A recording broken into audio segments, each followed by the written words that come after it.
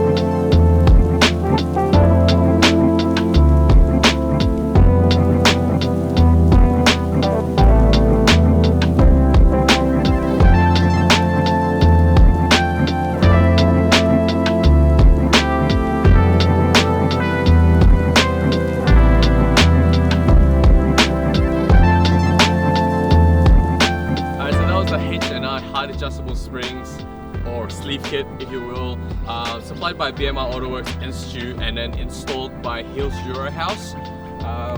But yeah, it looking great. I'm really happy with it. The look wise, I think it's a perfect height, and obviously because I can adjust that height, if I put a lip or I put this, I can kind of adapt to it. It's really nice. Driving around for a whole day already, I feel like it's absolutely almost to no difference in terms of comfortability, and I guess the adjustment on the dampening helps. Yeah, I mean, it's not stiff, but at the same time it does get rid of a lot of the body roll that I was getting with this car. So from this experience, I highly recommend the H&R height adjustable springs. For anyone out there with an Audi, BMW, Mercedes or whatever, looking to kind of lower the car with the specific kind of height adjustment, at the same time retaining the factory dampening controls.